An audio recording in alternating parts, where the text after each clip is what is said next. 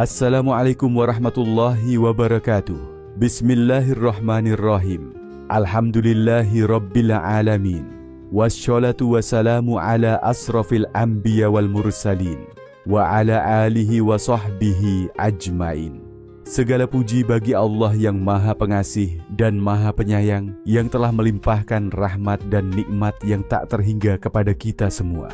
Salawat dan salam semoga tercurah kepada junjungan kita Nabi Muhammad SAW, serta kepada keluarga dan sahabat-sahabatnya. Mari kita jadikan materi dalam konten ini sebagai sarana belajar bersama. Sebaiknya mencari seorang guru guna mendapatkan pemahaman, keilmuan, bimbingan dan arahan dari seorang guru. Bagaimana melatih diri untuk sabar secara ruhani tahap demi tahap. Demi jiwa dan penyempurnaannya, maka Allah ilhamkan padanya keburukan dan ketakwaannya. Quran Surah Asy-Syams ayat 7 dan 8. Wahai engkau yang haus akan cahaya, tidakkah engkau dengar suara halus yang memanggil dari kedalaman ruhmu? Suara itu bukan suara dunia, bukan gema keinginan, tetapi desir lembut dari samudra ilahi yang memanggil agar engkau kembali. Sesungguhnya, sabar bukan sekadar kata yang diucapkan saat luka menghantam. Ia adalah makam yang dibangun di atas puing-puing keinginan. Ia adalah taman sunyi tempat hati mengendap dan ruh menyepi. Sabar bukan sikap diam terhadap peristiwa, tapi adalah zikir panjang yang terus berdetak dalam batin. Syekh Abdul Qadir Al-Jailani dalam Futuh Al-Ghaib tidak mengajarkan sabar sebagai sekadar menahan marah atau meredam sedih. Beliau menyingkap bahwa sabar adalah jalan panjang yang berliku, tempat ruh ditarbiyah, dililit oleh api ujian, dan disiram oleh embun kasihnya. Setiap tahapan adalah anak tangga menuju Rabb, dan setiap ujian adalah hembusan rahmat yang tersembunyi dalam bentuk derita. Langkah awalnya adalah tamyiz an-nafs, mengenali kecenderungan diri yang licik. Kemudian kasyfa al-hijab, menyingkap tabir dunia yang memukau tapi menipu.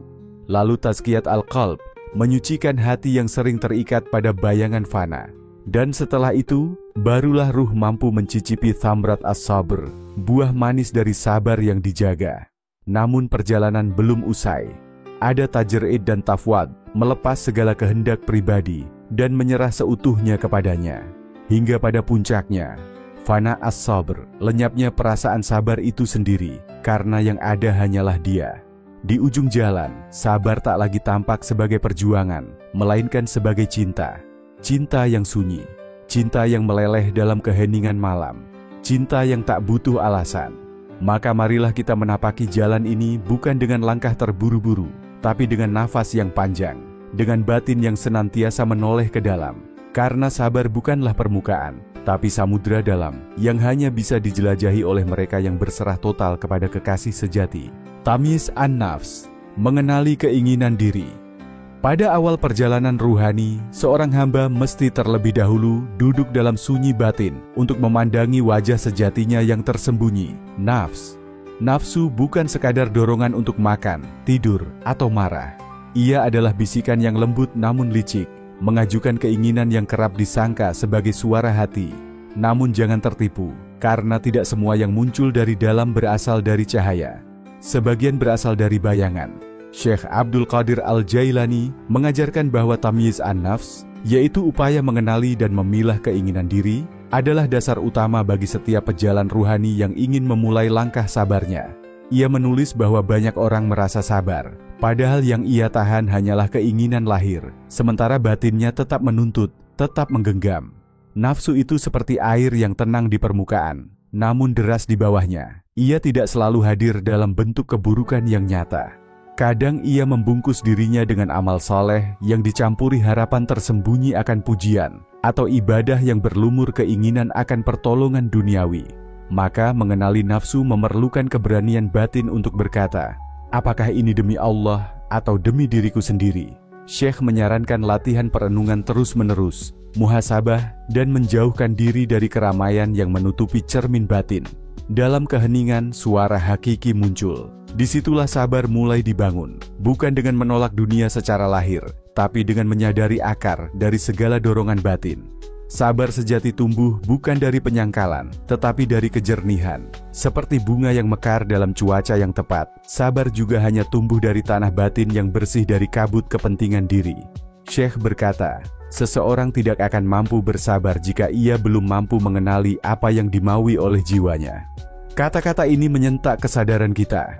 Sabar bukan hanya menahan diri dari marah atau keluh, tapi menahan batin dari mengklaim. Allah Ta'ala menegaskan dalam Al-Quran, dan jiwa serta penyempurnaannya, ciptaannya. Maka Allah mengilhamkan kepadanya jalan kejahatan dan ketakwaannya. Sungguh beruntunglah orang yang menyucikan jiwanya. Quran Surah Asy-Syams ayat 7 hingga 9. Ayat ini adalah kunci tamyiz. Ia mengabarkan bahwa dalam diri setiap insan ada percik ilham, tetapi juga semburat gelap. Seseorang yang jujur akan terus menanyai batinnya, apakah ini cahaya ataukah nafsu yang berselimut suci? Maka, latihan tamyiz bukanlah kerja sehari dua hari. Ia adalah perjalanan panjang yang menuntut ketekunan untuk mendengarkan suara terdalam, bukan yang paling keras, tetapi yang paling jernih. Nafsu akan terus menyamar, tapi hati yang terbiasa menyepi akan dapat mengenali mana suara Tuhan, dan mana gema egonya sendiri. Di sanalah sabar lahir, sebagai anak kandung dari pengenalan jujur terhadap diri. Dan ia tumbuh bukan dalam riuh gemuruh dunia, tapi dalam ruang paling sunyi dari hati yang berani menatap bayangannya sendiri. Kasyf al-Hijab, membuka tirai dunia. Jika tamyiz adalah cermin bening untuk mengenal nafsu, maka kasyf al-Hijab adalah langkah membalikkan wajah dari tirai dunia yang menutupi wajah Tuhan. Tirai ini bukan terbuat dari kain, melainkan dari persepsi yang melekat pada dunia, bahwa ia kekal, bahwa ia segalanya, bahwa di sanalah letak penghiburan dan makna.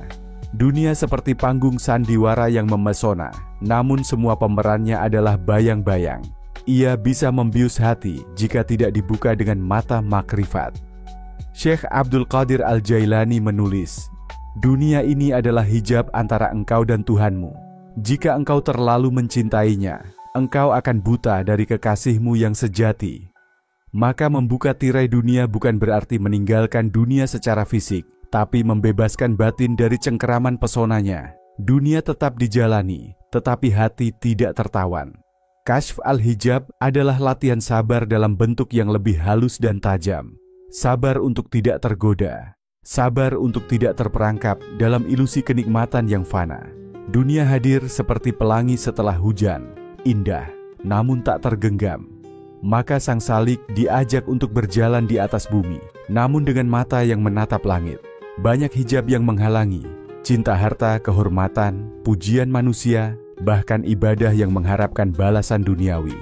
Semua itu adalah kabut-kabut tipis namun berbahaya. Syekh mengingatkan bahwa satu-satunya jalan untuk membuka hijab adalah dengan mencintai Allah lebih dari segala sesuatu dan menjadikan ridhanya sebagai satu-satunya tujuan. Dalam Al-Quran, Allah berfirman, ketahuilah bahwa kehidupan dunia hanyalah permainan dan senda gurau, perhiasan dan saling berbangga di antara kalian, serta berlomba dalam kekayaan dan anak-anak. Quran Surah Al-Hadid ayat 20. Ayat ini adalah pukulan lembut untuk hati yang tertidur. Ia menyadarkan bahwa dunia bukanlah rumah, tapi halte dalam perjalanan. Bagi yang sabar menanti, cahaya akan menyingkap tirai. Dan ketika hijab itu terangkat, sabar berubah bentuk. Ia tidak lagi seperti beban yang harus ditanggung, tapi menjadi jendela yang dibuka perlahan. Angin ilahi masuk, menyapu debu hati, dan ruh pun merasa damai dalam pelukan makna. Di titik ini, sabar bukanlah perlawanan, tapi penerimaan.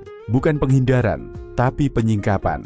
Dan dunia, yang dahulu menjadi dinding penghalang, kini menjadi lantai pijakan menuju langit hakikat. Seperti malam yang membuka jalan bagi fajar, dunia yang terbuka menjadi jalan bagi cahayanya.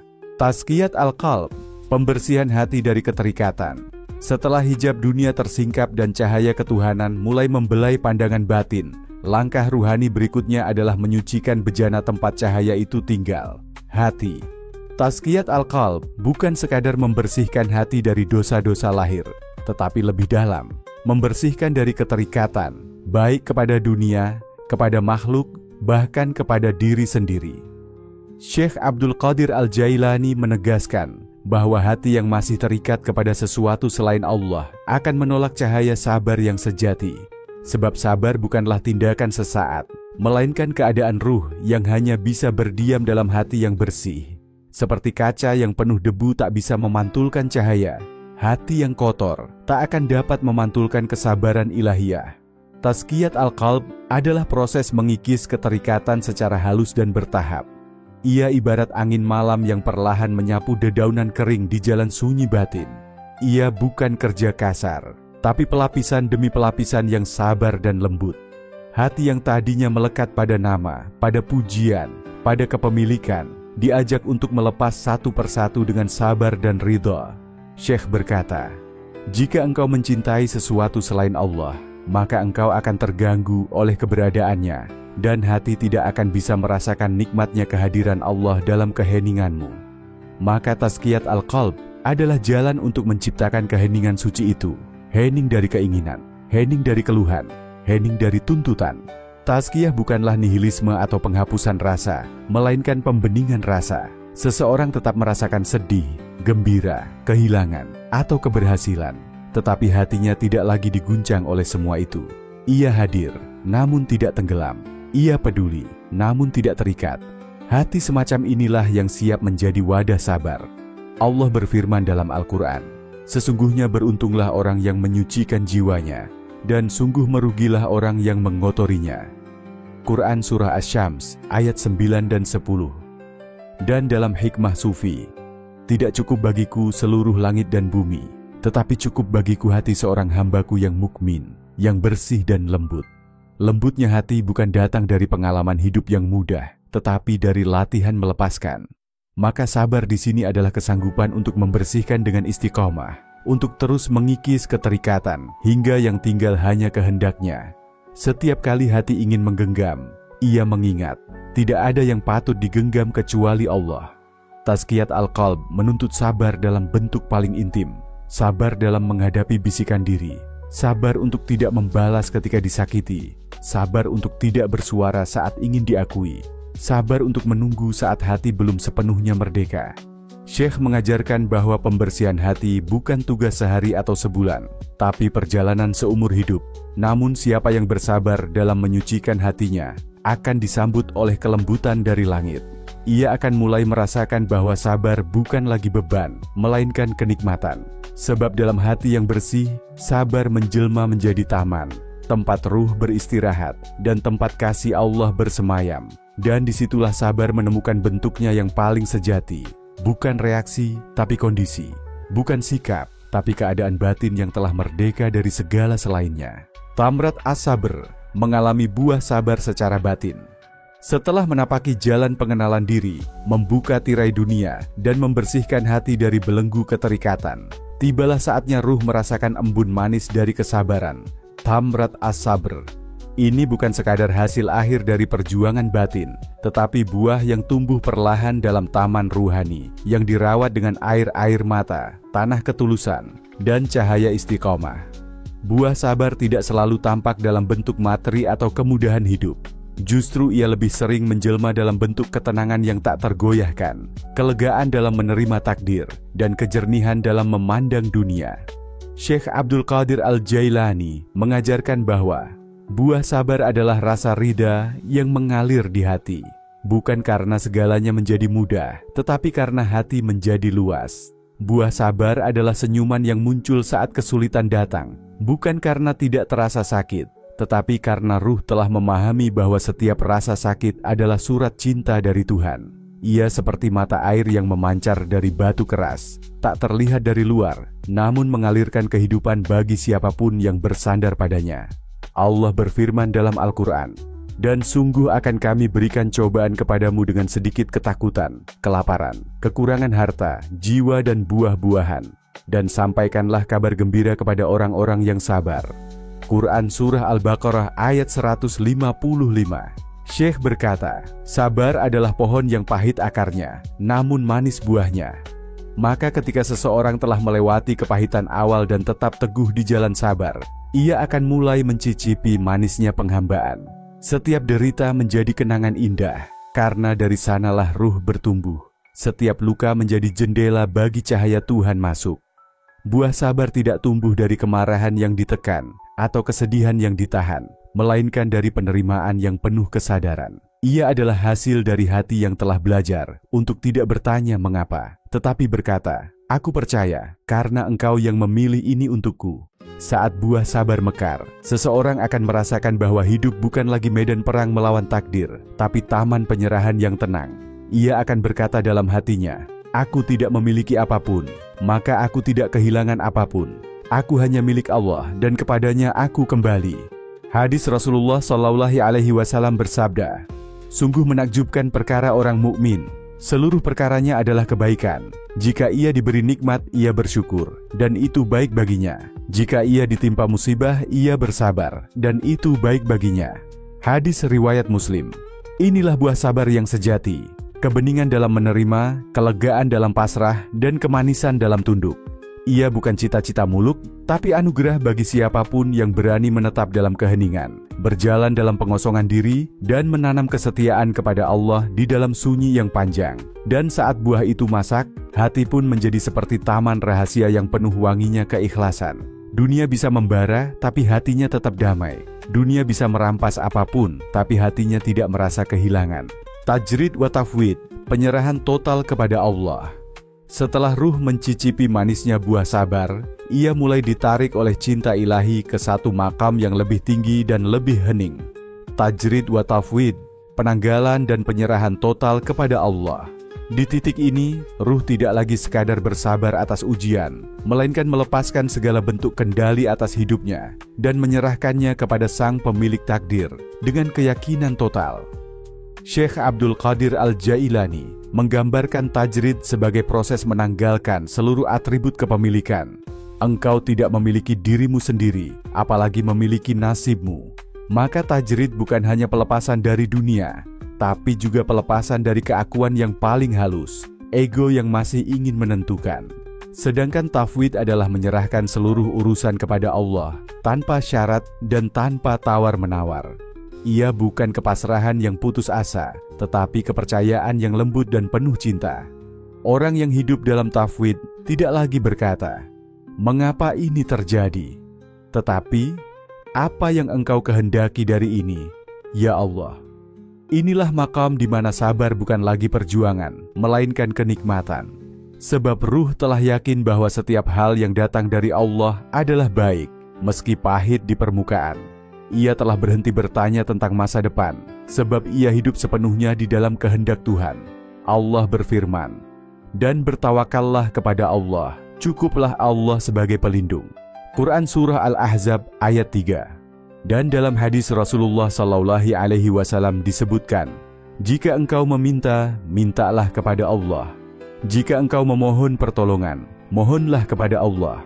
Ketahuilah, jika seluruh umat berkumpul untuk memberikan suatu manfaat kepadamu, mereka tidak akan mampu kecuali dengan apa yang telah Allah tetapkan." Hadis riwayat Tirmidzi. Tajrid adalah kosongnya tangan dari segala pegangan, sedangkan tafwid adalah lapangnya hati dalam menerima segala pemberian. Keduanya adalah bentuk tertinggi dari sabar, karena pada tahap ini, ruh tidak hanya bertahan atas takdir, tetapi berserah penuh dalam pelukannya. Syekh berkata, seseorang belum benar-benar mengenal Allah hingga ia melepaskan kendali atas dirinya dan merasakan nikmat dalam kehendak Allah, meski bertentangan dengan keinginannya. Mereka yang hidup dalam tajrid dan tafwid seperti daun yang terapung di sungai, tidak melawan arus, tidak menentukan arah, namun justru sampai ke muara karena ia pasrah. Dalam pasrah itulah ruh menemukan kebebasan sejati, bukan karena dunia tunduk padanya, tapi karena ia telah berhenti menuntut dunia. Sabar pada makam ini bukan diam karena lelah, tapi diam karena yakin. Bukan patuh karena kalah, tapi patuh karena cinta.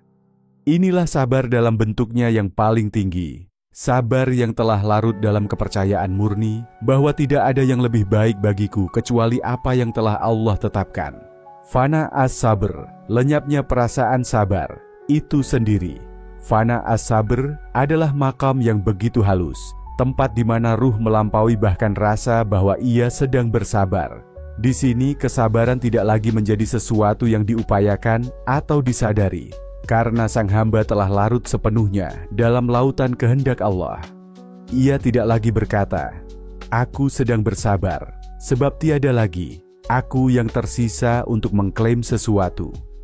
Syekh Abdul Qadir Al-Jailani memaparkan keadaan ini sebagai fananya sifat dalam cahaya sang pemilik sifat.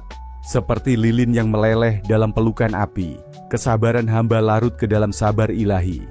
Inilah sabar yang tak terasa sebagai sabar, karena ruh telah menjadi satu dengan arus takdir. Dalam makam ini, seseorang tak lagi mengidentifikasi penderitaan sebagai penderitaan, atau nikmat sebagai nikmat. Segala sesuatu adalah wajah Allah, sebagaimana firman-Nya, "Kemanapun kamu menghadap, di sanalah wajah Allah." Quran Surah Al-Baqarah ayat 115. Mereka yang sampai pada titik ini adalah para pencinta sejati yang telah lenyap dalam kekasihnya. Sabar mereka bukan sikap pasif, tetapi keberadaan yang hening dan utuh. Tak ada keluhan, tak ada permohonan, bahkan tak ada rasa memiliki atas sabar itu sendiri. Rasulullah SAW bersabda, "Sembahlah Allah seakan-akan engkau melihatnya. Jika engkau tidak bisa melihatnya, maka sesungguhnya Dia melihatmu." Hadis riwayat Bukhari dan Muslim. Fana as-sabr bukan titik akhir, melainkan ketiadaan yang melahirkan keberadaan baru. Bukan keberadaan ego, tetapi keberadaan yang bercahaya oleh tauhid murni. Inilah sabar yang tidak lagi bergantung pada sebab, tidak lagi dikaitkan dengan tujuan, karena ruh telah menyatu dalam kehendak Allah sepenuhnya. Syekh berkata, "Engkau bukan lagi milikmu sendiri, engkau telah menjadi miliknya sepenuhnya. Dan apa yang menjadi miliknya tidak akan pernah berkeluh kesah." Mereka yang hidup dalam makam ini tidak menuntut akhir dari penderitaan, karena mereka tidak lagi melihatnya sebagai penderitaan. Mereka tidak menantikan ganjaran dari sabar mereka, karena mereka tidak lagi memisahkan antara sabar dan diri mereka. Sabar telah melebur, menjadi nafas yang senyap namun abadi. Dalam fana as-sabr, sabar adalah zikir yang tidak diucap, doa yang tak diangkat, dan cinta yang tak meminta balasan. Ruh tidak lagi berjalan, karena ia telah tiba, bukan pada tempat, tapi pada kesadaran bahwa hanya Allah yang ada. Dan di sana, segala sabar pun lenyap dalam keindahannya. Jalan sabar adalah jalan para pecinta. Di akhir perjalanan sabar, terbukalah satu hakikat yang menyelimuti seluruh makam sebelumnya, bahwa jalan sabar sejatinya adalah jalan para pecinta. Bukan sabar karena pahala, bukan sabar karena surga, bukan sabar karena takut akan neraka, tetapi sabar karena cinta yang dalam kepada Allah, yang mengalir tanpa syarat, tanpa pamrih. Syekh Abdul Qadir Al-Jailani menyatakan bahwa orang yang sabar sejati adalah Al-Muhib, pecinta ilahi yang rela terbakar dalam api ujian, karena ia telah jatuh cinta pada sang penguji. Baginya, derita adalah surat cinta, dan kesulitan adalah ciuman tersembunyi dari Yang Maha Lembut. Ia tidak hanya menerima takdir, tetapi menyambutnya dengan senyuman ruhani. Dalam kacamata para pecinta, sabar bukanlah beban. Ia adalah kehormatan, karunia, dan bahkan tanda keintiman. Karena cinta yang sejati tak tumbuh dalam keleluasaan, tetapi dalam cobaan. Layaknya mawar yang mekar di tengah duri, cinta akan Allah tumbuh dalam tanah sabar. Allah berfirman, "Sesungguhnya Allah mencintai orang-orang yang sabar." Quran Surah Ali Imran ayat 146. Dan Rasulullah SAW bersabda, "Tiada suatu yang diberikan kepada seseorang yang lebih baik dan lebih luas daripada kesabaran." Hadis riwayat Bukhari dan Muslim. Pecinta sejati tak memandang ujian sebagai rintangan, tapi sebagai jembatan menuju kekasihnya. Hatinya lembut menerima, bukan karena ia lemah, tapi karena ia telah dikuatkan oleh mahabbah. Tangisnya bukan keluhan, melainkan puisi. Diamnya bukan kepasrahan, melainkan percakapan batin yang hanya dipahami oleh Tuhan. Syekh berkata, "Sabar bukan sekadar menahan diri, tapi membiarkan hatimu tetap mencintai meski luka datang bertubi-tubi." Para pecinta hidup dalam sabar sebagaimana ikan hidup di air. Mereka tidak lagi merasa basah. Mereka tidak melihat kesabaran sebagai sesuatu yang istimewa, karena bagi mereka tiada hidup lain selain mencintai dan tetap mencintai, meski cinta itu harus diuji berkali-kali. Jalan sabar adalah jalan sunyi, namun justru di dalam sunyinya terbitlah nur cinta yang tak dapat dijelaskan dengan kata. Sebab cinta yang benar bukan yang diucapkan di bibir, tapi yang dibuktikan dalam ujian. Dan sabar adalah bahasa bisu dari cinta yang tak tergoyahkan. Dengan demikian, sabar bukan sekadar makam spiritual. Ia adalah jantung dari setiap perjalanan menuju Allah. Dan hanya mereka yang mencintai dengan seluruh keberadaannya yang akan mampu menapaki jalannya sampai akhir. Wahai jiwa yang rindu kepadanya, sabar bukanlah sebuah beban di pundak, melainkan pelita dalam kegelapan. Ia adalah taman kesunyian tempat para kekasih Tuhan bersimpuh dan meneteskan air mata, bukan karena lemah, tetapi karena cinta mereka tak tertampung dalam bahasa dunia. Setiap tahapan yang telah dijelaskan oleh Syekh Abdul Qadir Al-Jailani bukanlah teori semata. Ia adalah denah batin bagi mereka yang ingin pulang. Dari mengenali nafsu yang menipu, membuka tirai semu dunia, menyucikan kalbu dari ikatan, hingga melepaskan kehendak pribadi, dan akhirnya lenyap dalam sabar yang tiada nama. Semuanya menuju satu, wajah Allah. Dan bersabarlah, karena sesungguhnya Allah beserta orang-orang yang sabar. Quran Surah Al-Anfal ayat 46. Sabar adalah ladang tempat cinta tumbuh. Dan cinta yang tumbuh di tanah sabar akan berbuah ma'rifah. Dan barang siapa telah mencicipi buah ma'rifah, niscaya ia tak akan kembali kepada dunia yang kosong. Maka bersabarlah. Tidak karena dunia menuntutmu bersabar, tapi karena hatimu telah mengenal bahwa tiada jalan ke hadiratnya, kecuali melalui jalan sabar. Sabar adalah tangisan yang tidak bersuara, doa yang tak terucap, dan cinta yang tak menuntut apapun kecuali Allah semata.